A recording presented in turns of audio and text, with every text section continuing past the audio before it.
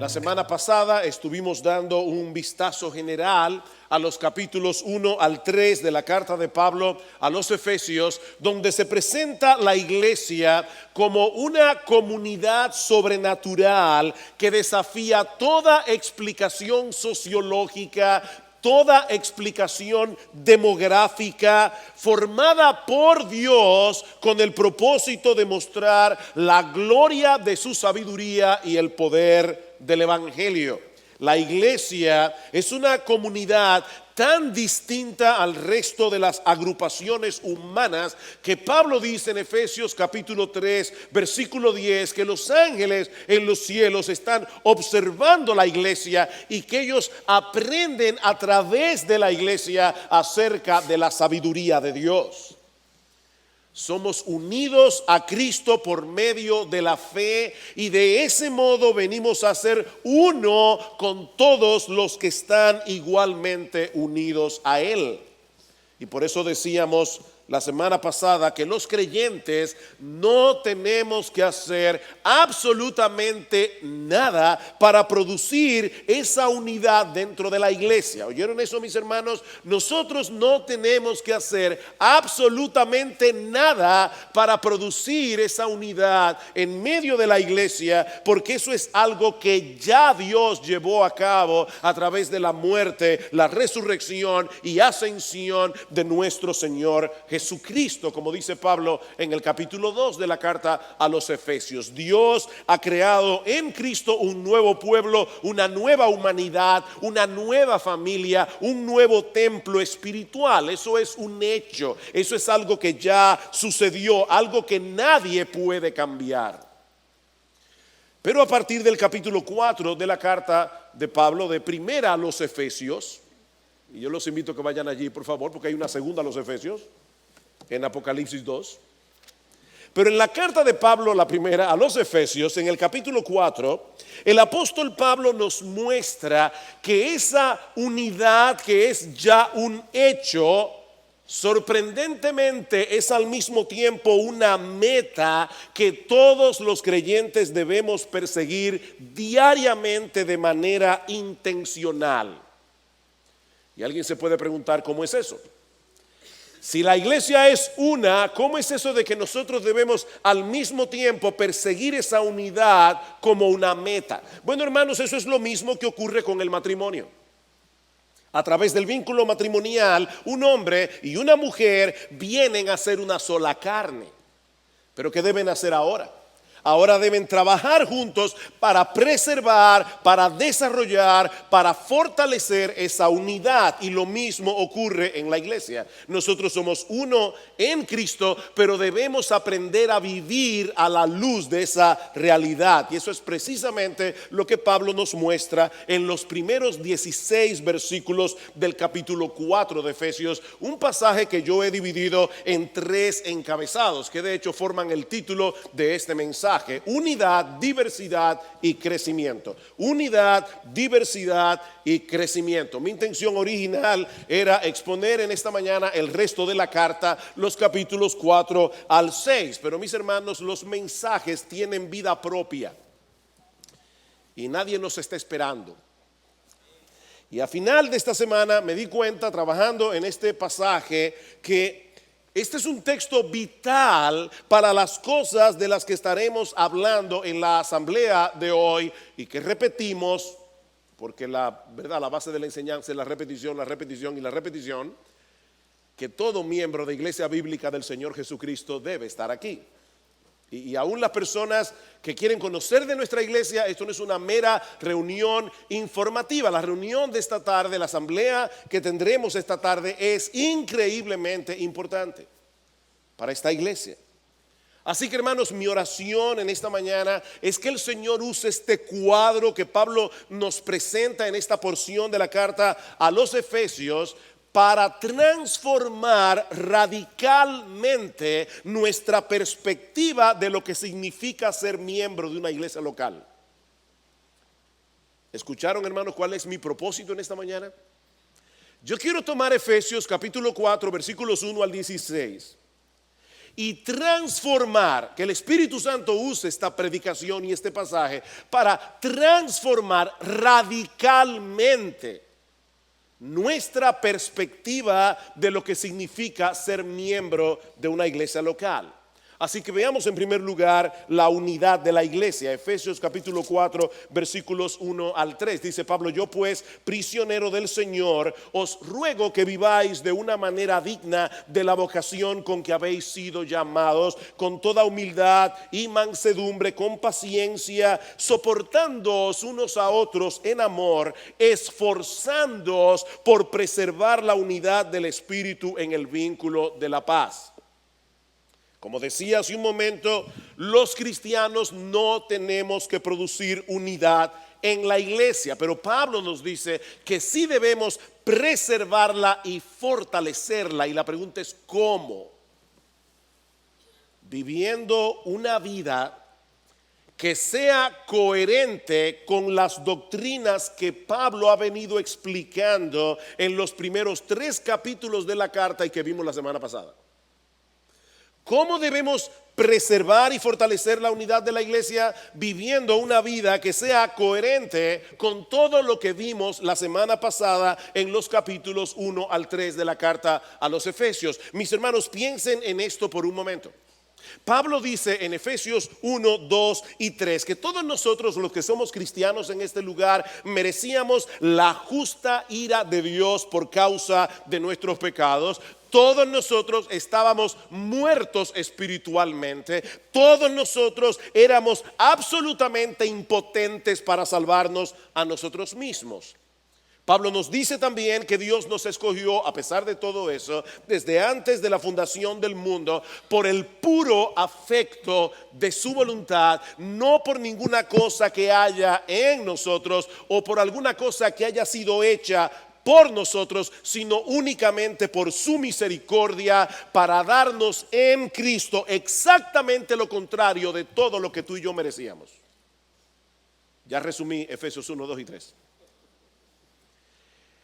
La pregunta que vamos a responder ahora es: ¿cómo debiera ser la relación de un grupo de personas que de verdad cree eso?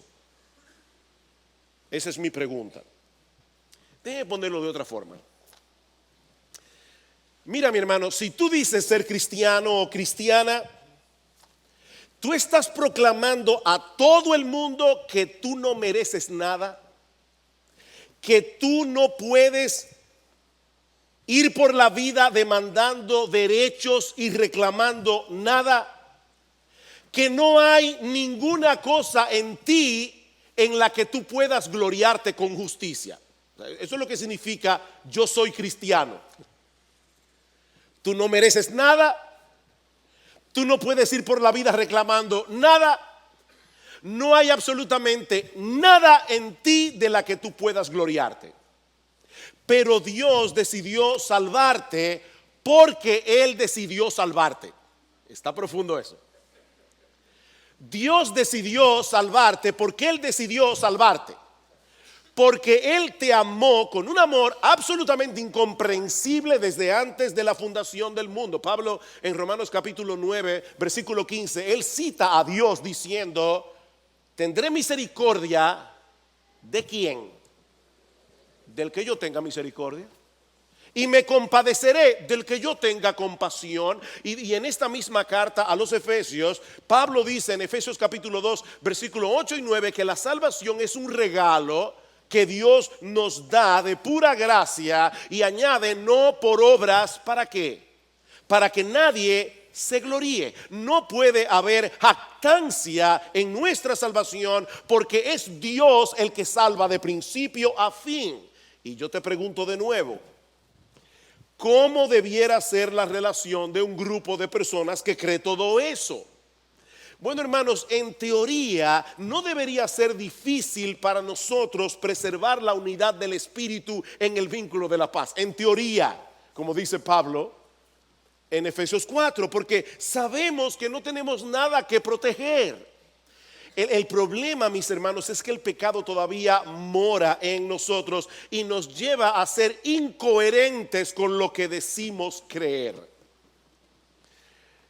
Miren, mis hermanos, si nosotros pudiéramos rastrear todos los problemas y conflictos que surgen en la iglesia, y por si acaso no te habías enterado, en la iglesia surgen problemas y conflictos. Si nosotros pudiéramos rastrear todos los problemas que surgen en la iglesia, en algún punto del camino nos vamos a encontrar con el orgullo. El orgullo en alguna de las dos partes o en las dos partes. El orgullo es lo que imposibilita la solución de conflictos personales. ¿Saben por qué? Porque el orgullo nos lleva a creer, escuchen esto con atención, porque es medio sutil.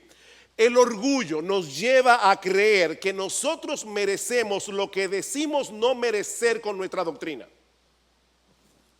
¿Se entendió eso? El orgullo nos lleva a creer que merecemos lo que decimos no merecer en nuestra declaración doctrinal. Poniéndolo en palabras más sencillas, hay una incoherencia entre nuestra confesión de fe y nuestra confesión de vida práctica. Hay una incoherencia. ¿Cuál es la solución? Pedir al Señor en oración que nos ayude a seguir estrechando la brecha que existe entre nuestra fe doctrinal y nuestra fe práctica. Que el Señor continúe estrechando la brecha que existe entre lo que decimos creer y lo que realmente creemos. Mira, mi hermano, cuando tu corazón se comience a agitar dentro de ti porque sientes que alguien te ha ofendido, porque sientes que alguien te ha maltratado de alguna manera, recuerda quién eres sin la gracia de Dios. Recuerda quién eres realmente sin la gracia de Dios. Porque por más mal que alguien te haya tratado, por más injusto que haya sido, todavía se queda corto de lo que justamente merecemos por nuestros pecados. O sea, si tú te enteras de que alguien habló mal de ti y probablemente lo que dijo de ti no era verdad, como quiera, lo que tú realmente eres es 1000 veces peor de lo que él dijo. Sea lo que sea. Un hombre humilde, una mujer humilde, no va por la vida reclamando que los demás lo traten de cierto modo. ¿Saben por qué? Porque él posee una correcta evaluación de sí mismo. Él puede soportar a los demás en amor, con toda humildad, mansedumbre y paciencia, como dice Pablo en Efesios 4:2, porque él sabe que merece el infierno y sabe que Dios lo ha tratado con una paciencia, una misericordia y una bondad impresionante. La unidad de la iglesia, mis hermanos, es promovida cuando la doctrina correcta nos lleva a vivir y a sentir de la manera correcta. Es por eso que los primeros 3 capítulos de la carta a los Efesios son eminentemente doctrinales, mientras que los próximos 3 son eminentemente prácticos, porque una cosa se deriva de la otra. Nosotros debemos entender lo que ya Dios ha hecho por nosotros y vivir en consecuencia. Y uno de los resultados de hacer eso será la unidad práctica de la iglesia. Es por eso, hermanos, no sé si se dieron cuenta, pero la exhortación de Pablo en los versículos 1 al 3 a preservar la unidad no va dirigida a los líderes de la iglesia. Esa exhortación va dirigida a los miembros de la iglesia. No son los pastores los que tienen la responsabilidad final de proteger la unidad. No, mis hermanos, esa es una responsabilidad de todos y cada uno de los miembros de esta iglesia. Pablo te está diciendo a ti, si tú eres miembro de IBCJ, tú tienes que esforzarte en proteger, en desarrollar, en afianzar la unidad del espíritu, en el vínculo de la paz, con toda humildad, mansedumbre y paciencia, soportando los unos a los otros en amor. Nosotros somos un cuerpo, dice Pablo en los versículos 4 al 6 del capítulo 4, unidos a otros por aquellas cosas que tenemos en común y que sobrepasan por mucho las diferencias que pudieran dividir. convertirnos. Versículo 4, hay un solo cuerpo y un solo espíritu, así como también vosotros fuisteis llamados en una misma esperanza de vuestra vocación, un solo Señor, una sola fe, un solo bautismo. Hermanos, nosotros no pertenecemos a clanes enemigos, nosotros fuimos bautizados en el cuerpo de Cristo y somos parte de la familia. Tenemos un solo Señor, una sola fe, un solo bautismo, un solo Dios y Padre de todos, que está sobre todos, por todos y en todos. ¿Saben lo que eso significa en palabras más simples? Que si tú tienes al Padre y al Hijo, tienes toda la familia. Eso es como lo que dicen, uno no se casa con la familia. No, uno se casa con todo el mundo. Porque cuando tú te casas, definitivamente hay una conexión allí que se da. Bueno, hermano, cuando tú te uniste a Cristo por la fe, tienes al Padre, tienes al Hijo, tienes al Espíritu Santo y a toda la familia. No se puede, es imposible tener una cosa sin la otra. Nosotros somos un cuerpo, somos uno en Cristo. Mis hermanos, todas las distinciones humanas son temporales. En el cielo nadie será rico ni pobre. En el cielo nadie será blanco ni negro. En el cielo nadie será dominicano, ni haitiano, ni norteamericano. Eso es algo temporal. Y por lo tanto, esas diferencias no pueden separar a los verdaderos cristianos de este lado de la eternidad. Pero esa no es toda la historia. Si bien es cierto que somos uno en Cristo, también es importante señalar que esa unidad no significa uniformidad. Esa unidad no significa uniformidad. O si quieren ponerlo en palabras positivas, Pablo nos enseña en este pasaje que la unidad de los creyentes es perfectamente compatible con la diversidad que se da en los creyentes. Y eso nos lleva a nuestro segundo encabezado. Ya vimos la unidad de la iglesia, veamos ahora en segundo lugar la diversidad de la iglesia. La semana pasada nosotros vimos cómo Dios une en la iglesia personas que de ninguna manera se habrían podido unir fuera del vínculo de Cristo, y eso exalta la sabiduría de Dios, eso exalta el poder del evangelio. Pero esa diversidad que se da en la iglesia es mucho más profunda que las diferencias sociales, es más profunda que las diferencias generacionales, educacionales, económicas o de cualquier otro tipo de separación o distinción que pueda haber entre nosotros. La iglesia, dice Pablo, es un cuerpo. Y eso significa que estamos formados de miembros diversos con diversas funciones de acuerdo a los dones que Cristo repartió a cada uno. Versículo 7. Pero a cada uno de nosotros se nos ha concedido la gracia, y Pablo está hablando allí de los dones de gracia que Dios da. Se nos ha concedido la gracia conforme a la medida del don de Cristo. ¿Qué está diciendo Pablo aquí? Que cada miembro del cuerpo funciona de manera diferente, según la gracia o el don que ha recibido cada uno del Señor. Jesús ha repartido una medida de gracia a cada uno de sus hijos, a cada uno de los creyentes en particular. ¿Saben para qué? Para que nosotros podamos servir a otros creyentes con los dones que Él nos ha dado. Y así como el ojo no puede pretender convertirse en nariz, porque el ojo no fue diseñado para respirar, sino para ver, así también los creyentes deben aceptar con gozo el lugar y la función que Cristo le asignó en su iglesia. Y desde esa posición en la que Cristo te puso, con los dones que Él te dio, debes servir para el bien de todos. Pablo dice que esos dones son regalos que el Cristo exaltado concede a su iglesia. Y hermanos, créame, yo estoy con una brida en esta mañana, porque este pasaje yo creo que es importante, pero también es uno de mis pasajes favoritos en el Nuevo Testamento. Escuchen lo que dice Pablo en el versículo 8.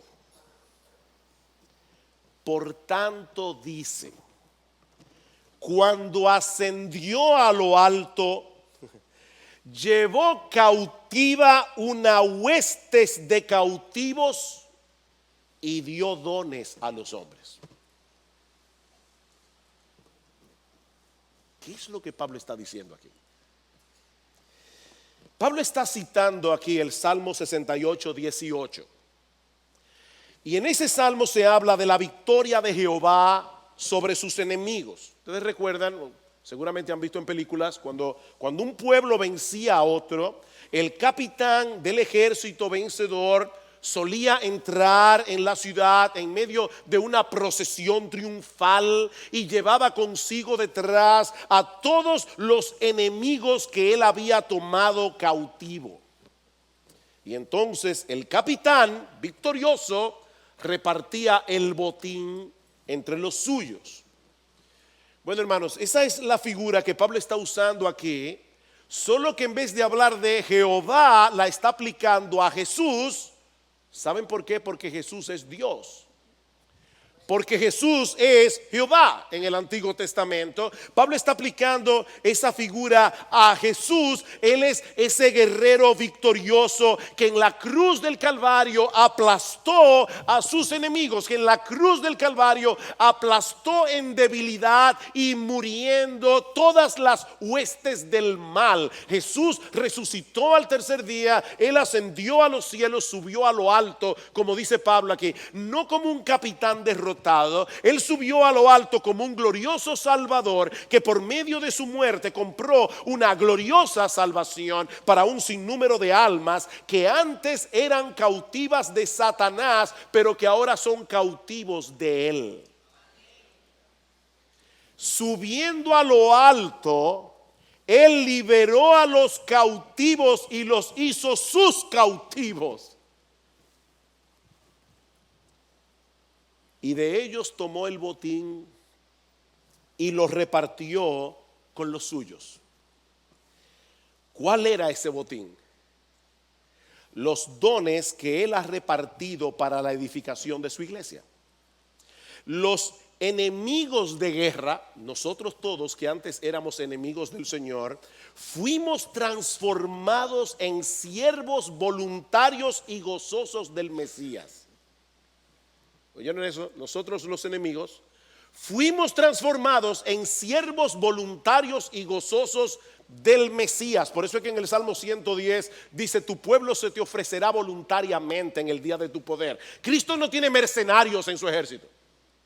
Todos nosotros lo servimos con gozo, porque fuimos transformados en sus cautivos, fuimos transformados en sus siervos, que ahora le sirven a él sirviendo a su pueblo.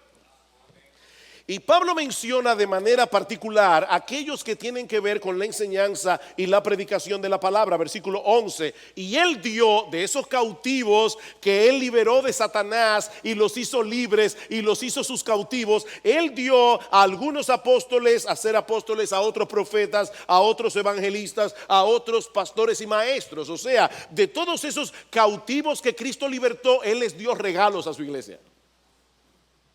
Como alguien dice, son hombres dones. No son hombres que tienen dones, son hombres que ellos mismos son los dones. Él tomó algunos, dice Pablo, y se los dio a la iglesia como apóstoles. A otros se los dio como profetas, a otros se los dio como evangelistas y a otros como pastores y maestros. Y no son dos grupos, es uno solo, pastores, maestros. El grupo de los apóstoles, como ustedes saben, es ese grupo que recibió la encomienda de revelar a la iglesia la voluntad permanente de Jesús. Luego están los profetas que traían revelaciones del Espíritu Santo cuando el Nuevo Testamento todavía no estaba completo, cuando los creyentes no tenían todavía acceso a toda la revelación apostólica. Y por supuesto, mis hermanos, estos dos oficios, apóstoles y profetas, ya cesaron. Estos oficios ya no tienen razón de ser, porque hoy tenemos toda la escritura. Pablo dice en Efesios capítulo 2 versículo 19 y 20 que los apóstoles y los profetas pusieron el fundamento, la zapata de la iglesia. Y todo el mundo sabe que el fundamento de una edificación se pone una sola vez y para siempre. Esta iglesia es apostólica, no porque aquí hay apóstoles, sino porque esta iglesia está siendo construida sobre la revelación apostólica que nosotros ya tenemos en el Nuevo Testamento. No necesitamos apóstoles. Luego están los evangelistas, dice Pablo. Y probablemente se refiere a aquellos que tienen el don, la encomienda de proclamar el evangelio de Cristo en una forma más amplia que el resto de la iglesia. Y por último están los pastores maestros, cuyo ministerio es establecerse en una iglesia local para pastorear la grey de Dios, primariamente a través de la enseñanza de la palabra. Por eso se le llama pastores y maestros, porque ellos pastorean y enseñan, o para ponerlo de otra forma, ellos pastorean enseñando y enseñan pastoreando. Su labor de los pastores es pastorear eficazmente la grey de Dios, enseñándoles fielmente la palabra. Pero ahora escuchen con atención cuál es el propósito de este ministerio de enseñanza pastoral en la iglesia. Versículo 12: a fin de capacitar a los santos para la obra del ministerio, para la edificación del cuerpo de Cristo. ¿Qué es lo que hacen los pastores? Capacitar a la iglesia. ¿Para qué? Para que la iglesia, no los pastores, hagan la obra del ministerio. Esta palabra capacitar puede ser traducida también como equipar. Es la misma palabra que aparece en Marcos capítulo 1, versículo 19, donde se dice que Jacobo y Juan estaban en la barca de su padre remendando las redes. Ellos debían restaurar las redes que se agujereaban con la faena del día a día. ¿Para qué? Para que ellos remendaban las redes, para que pudieran ser más eficaces en la labor de atrapar peces. Bueno, eso es precisamente lo que hacen los pastores. Nosotros estamos aquí remendando redes. Nosotros estamos aquí restaurando, enseñando a los creyentes la palabra de Dios que fue revelada a través de los apóstoles. ¿Para qué, mis hermanos? Para que los creyentes puedan ser más efectivos sirviendo a los demás en la iglesia conforme a los dones que el Señor repartió a cada uno. ¿Ven ustedes cómo se completa el círculo en este texto? Pablo comienza diciendo que cada uno de nosotros posee ciertas capacidades dadas por Cristo para el bien de su pueblo, y ahora nos dice que Cristo también ha provisto a su iglesia de oficiales, de pastores, maestros que nos instruyen a través de la enseñanza de la palabra de Dios, para que todos podamos hacer la obra del ministerio conforme al don que cada uno ha recibido del Señor. Mis hermanos, Dios no diseñó la iglesia para que los pastores hagan todo el trabajo. Dios diseñó la iglesia para que ellos equipen a los creyentes, para que ellos hagan la obra del ministerio. Eso quiere decir, mi amado hermano, que si tú eres miembro de Iglesia Bíblica del Señor Jesucristo, tú eres un ministro del Evangelio. En un sentido diferente a los ministros que predican la palabra desde el púlpito. Cuando la iglesia no funciona de acuerdo al diseño de Dios, el cuerpo no puede desarrollarse y crecer. Y ese es el tema que Pablo sigue tratando en los versículos 13 al 16. Esto nos lleva a nuestro tercer encabezado. Ya vimos la unidad de la iglesia, la diversidad de la iglesia. Veamos ahora finalmente el crecimiento de la iglesia. Mis hermanos, ¿cuál es la meta que todos debemos perseguir como iglesia? ¿Cuál es esa meta? Estamos trabajando todos aquí. La obra del ministerio. ¿Para qué? ¿Con qué propósito? Para madurar espiritualmente, de manera que cada uno de nosotros sea cada vez más semejante a nuestro Señor Jesucristo. Esa es la meta, versículo 13. Hasta que todos lleguemos a la unidad de la fe y del conocimiento pleno del Hijo de Dios, a la condición de un hombre maduro, a la medida de la estatura de la plenitud de Cristo, para que ya no seamos niños sacudidos por las olas y llevados de aquí para allá por todo viento de doctrina, por la astucia de los hombres, por las artimañas engañosas del error. ¿Cuál es la meta? Que todos sigamos creciendo para ser como Jesús. Hermanos, en Romanos capítulo 8, versículo 29, Pablo nos dice que los creyentes fuimos predestinados por Dios para ser hechos conformes a la imagen de su Hijo. En otras palabras, para que todos manifiesten las características de aquel que es la medida del hombre, aquel que es el hombre perfecto, nuestro bendito Señor y Salvador. Y ahora escuchen esto con cuidado, hermanos. La meta no es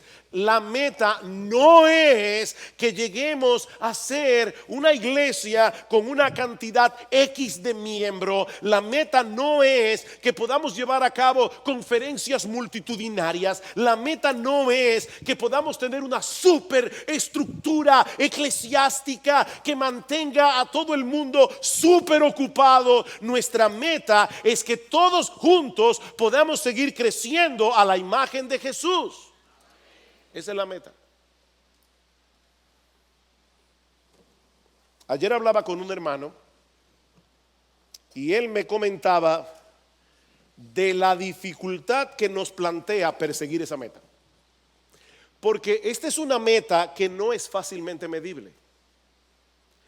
Porque esta es una meta que envuelve a todos los miembros de la iglesia. Y lo cierto es, mis hermanos, que no todos los miembros están en la misma etapa de madurez. No todos los miembros están en la misma condición espiritual. Por eso es que tenemos que tener cuidado cuando uno dice esta iglesia es legalista, esta iglesia es liberal, esta iglesia es inmadura. ¿Saben qué? A todo eso yo digo sí. ¿Esta iglesia es legalista? Sí, hay legalistas aquí. ¿Es liberal? Sí, también. ¿Es inmadura? También. Inmadura. Porque la iglesia está compuesta por individuos. Y nosotros cometemos un craso error cuando tomamos a una persona o a 2 personas o a 10 personas o a 15 personas y decimos iglesia bíblica del Señor Jesucristo es así o es asá. Porque la palabra iglesia es demasiado amplia. Está compuesta de personas. Pero hermanos, la meta hacia la cual todos como iglesia debemos dirigirnos, trabajando juntos para el crecimiento del cuerpo, es ser iguales a Jesús. Versículo 15, si no, o sea, en vez de ser niños fluctuantes llevados por todo viento de doctrina, sino que hablando la verdad en amor. ¿Quiénes? Los pastores, no, todos los miembros, hablando la verdad en amor, crezcamos en todos los aspectos en aquel que es la cabeza, es decir, Cristo, de quien todo el cuerpo, bien ajustado y unido por la cohesión que las coyunturas proveen, conforme al funcionamiento adecuado de cada miembro, produce el crecimiento del cuerpo para su propia edificación en amor. Créame, yo puedo predicar 25 sermones de ese texto. Pablo vuelve de nuevo a la figura del cuerpo humano para instruirnos en cuanto al crecimiento de la iglesia. La iglesia es un organismo vivo en el que cada uno de sus miembros contribuye al crecimiento del resto. ¿Cómo? Al recibir y traspasar a otros la vida que recibe de Jesús, quien es la cabeza del cuerpo. O sea, Pablo está contemplando el crecimiento de la iglesia aquí desde 2 perspectivas. Por un lado está lo que Cristo hace en cada uno de nosotros. Si tú eres creyente, Cristo está obrando en ti. Y por el otro lado, lo que nosotros debemos hacer a la luz de eso que Cristo está haciendo en mí. Pablo dice que todo el cuerpo recibe su crecimiento de Cristo. Es por eso, hermano, que debemos tener mucho cuidado. Hay iglesias que tienen un montón de actividades y la gente cree que está bien espiritualmente porque están metidas en 50,000 ministerios y haciendo 50,000 cosas. No, hermanos. Lo que produce crecimiento es relación íntima, deleitosa, cercana con Jesús. Es Jesús que da crecimiento al creyente, no son las actividades de la iglesia. No se pierdan en eso, hermanos. Eso es peligroso. El crecimiento del creyente lo da Cristo. Es por causa de nuestra unión con Cristo que nosotros podemos crecer espiritualmente. Es una unión con Cristo que cada cristiano posee y por medio de la cual cada cristiano crece. Pero por el otro lado, Pablo dice también que el cuerpo crece como un todo cuando cada miembro traspasa a los demás lo que él recibe de Cristo. Así crece la iglesia. Vean una vez más el versículo 16. ¿De quién? De Cristo, ¿verdad? Todo el cuerpo, estando bien ajustado y unido por la cohesión que las coyunturas proveen, conforme al funcionamiento adecuado de cada miembro, el cuerpo crece. La palabra que se traduce como coyuntura aquí significa literalmente punto de conexión. La coyuntura es ese punto de conexión donde dos piezas se tocan. En este caso, la coyuntura funciona como un canal a través del cual la provisión que viene de Cristo como cabeza se traspasa a los demás miembros del cuerpo. Eso quiere decir que si tú estás aislado de la iglesia, tú tienes problemas. Si tú no estás en conexión vital con miembros en la iglesia, tú estás en problema, porque tú no estás recibiendo de nadie ni estás dando a nadie. Cada miembro del cuerpo es colocado por Cristo en un lugar específico para realizar funciones específicas bajo el liderazgo de los pastores que ya Pablo mencionó en Efesios 4:11. A través de esos pastores y maestros, Cristo provee el alimento de la palabra, equipando así a los creyentes para que estos funcionen en el lugar que Cristo los colocó y conforme a los dones que Cristo le dio. En la medida en que cada miembro traspasa a los demás lo que él recibe de Cristo, según la actividad propia de cada miembro, la iglesia crece y madura. Si un miembro no está creciendo y no está madurando individualmente, si un miembro se aísla de los demás, si no pone sus dones y capacidades al servicio del Señor, si él desea hacer la labor que le corresponde a otro, él está afectando la salud y el crecimiento de todo el cuerpo. De ahí que solo es posible que una iglesia avance hacia la madurez en un contexto de unidad y amor bajo un liderazgo bíblicamente establecido. Y hermanos, eso implica varias cosas de suprema importancia para cualquier iglesia local. Por un lado, eso quiere decir que tú no vienes a la iglesia, no deberías venir a la iglesia, como un consumidor pasivo para ser instruido por los pastores. Esta mañana vamos a ver que la iglesia no es un drive-thru espiritual. Esa persona que viene aquí a resolver su problema, pasa por el carro y se van, ya se fueron con su fundita, su McDonald's. No, la iglesia no es un drive-thru. Esto no es una estación de servicio. Esto es una iglesia. Así que nadie viene aquí como un consumidor pasivo para ser instruido por los pastores. No. De acuerdo a la enseñanza del Nuevo Testamento, tú eres un ministro que viene a la iglesia a ser equipado para ministrar mejor a otros con el evangelio. Eso es lo que tú vienes a hacer. Por eso es que Pablo dice, no se dejen de congregar como algunos tienen por costumbre, no lo hagan, pero dice, vengan para que puedan exhortarse al amor los unos a los otros.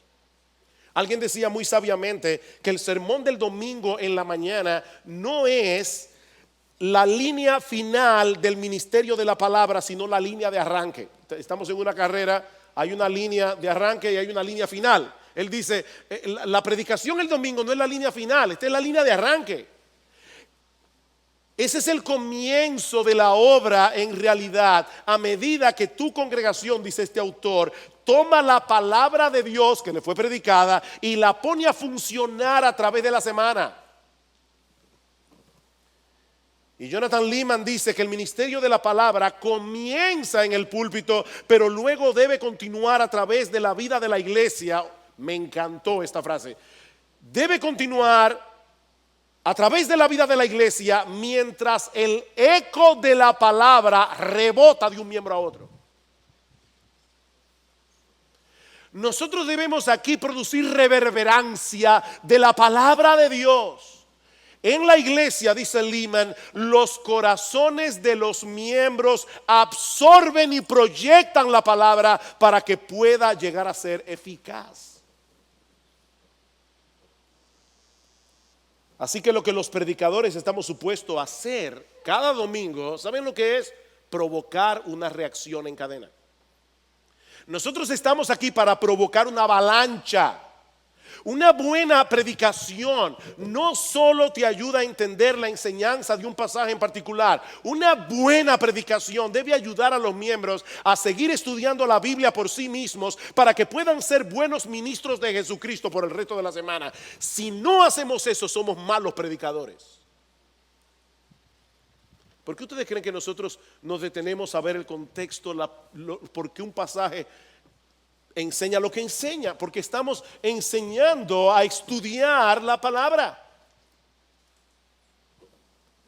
Eso implica también, mis amados hermanos, que la labor de la mayoría de los miembros de una iglesia probablemente no se va a llevar a cabo de manera formal, ni tampoco dentro de una estructura eclesiástica. ¿Oyeron eso? Esto significa que probablemente la mayoría de los miembros de una iglesia no van a llevar a cabo su labor en la iglesia de una manera formal ni dentro de una estructura eclesiástica, aunque sí sometidos a una iglesia, sino más bien de manera informal por medio de las relaciones que vamos formando en la iglesia. Cuando tú llamas a un hermano, mi hermano, ¿cómo estás? ¿Estás leyendo tu Biblia? Mi hermano, ¿cómo está tu vida de oración? ¿Estás débil en tu fe? Déjame caminar contigo. Déjame ayudarte esta semana. Te voy a llamar todos los días para que compartamos lo que leímos cada uno en nuestra lectura diaria de las Escrituras. Te voy a llamar simplemente para que oremos juntos. Eso no se da en una estructura eclesiástica. Eso también significa, mi amado hermano, mi amada hermana, que tu crecimiento en gracia no solo te beneficia a ti, tu crecimiento en gracia beneficia a todo el cuerpo. Esa es la imagen que Pablo nos presenta en los versículos 15 al 16. Lo que tú recibes de Jesús, eso es lo que das a otro. ¿Alguna vez tú has pensado en eso? Que tu lectura diaria de la Biblia, es importante para el crecimiento de tu iglesia. ¿Tú has pensado en eso? Que cuando tú lees la Biblia, no le estás leyendo únicamente para ti, sino también para poder ministrarla mejor a otros. Mira, mi hermano, es posible que tú estés aquí sentado hoy en la mañana y pensando, wow, es que yo soy muy débil, es que yo soy muy pequeño, no es mucho lo que yo puedo hacer para el Señor. Déjame decirte algo. Si tú eres un verdadero cristiano y eres miembro de esta iglesia, mi hermano, mi hermana, tú tienes que entender que Cristo desea beneficiar a este cuerpo por medio de ti. Cristo desea beneficiar este cuerpo local de creyentes por medio de ti, y Él te ha capacitado para ello. Él te va a seguir capacitando. Él quiere que tú crezcas en tu comunión con Él, en tu intimidad con Él, en tu deleite de Él. Él quiere que te preocupes por servir a los hermanos conforme a las capacidades que Él te ha dado. Tal vez tú no tienes la capacidad de sacar a una persona de la depresión en medio de una profunda tristeza con la consejería. Tal vez Dios no te ha dado ese don. Pero tú puedes acercarte a ese hermano y decirle: mi hermano, yo te amo y solo quiero que sepas que estoy orando diariamente por ti. Eso es una iglesia. Eso es una iglesia. Y por favor, porque yo conozco al diablo. Yo me imagino al diablo trabajando. Qué bueno que le están diciendo eso a la iglesia. Porque a mí nadie me llama. Yo no te estoy diciendo que te llamen a ti, es que tú llames al otro. Lo que yo te estoy diciendo, mi amado hermano, es que te quites eso de la cabeza y por primera vez en tu vida comiences a funcionar como un miembro de un cuerpo. Que para eso fue que Jesús te salvó. No es para ser servido, es para servir. Mira a tu alrededor, mi hermano. Esta es la iglesia en la que Cristo te colocó. Estos son los hermanos a quienes primariamente debes amar, a quienes primariamente debes servir, a quienes primariamente debes edificar. Esta es tu iglesia. Y solo será perfecta cuando lleguemos a la gloria.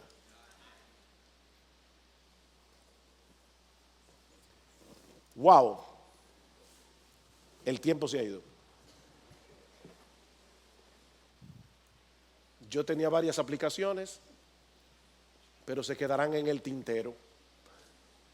Que el Espíritu Santo obre en nosotros con todo lo que hemos oído y con lo que vamos a oír esta tarde. Porque la asamblea de esta tarde, hermano, no son meros reportes. Nosotros queremos seguir trabajando esto en el corazón de cada miembro de Iglesia Bíblica del Señor Jesucristo. Que Dios nos ayude.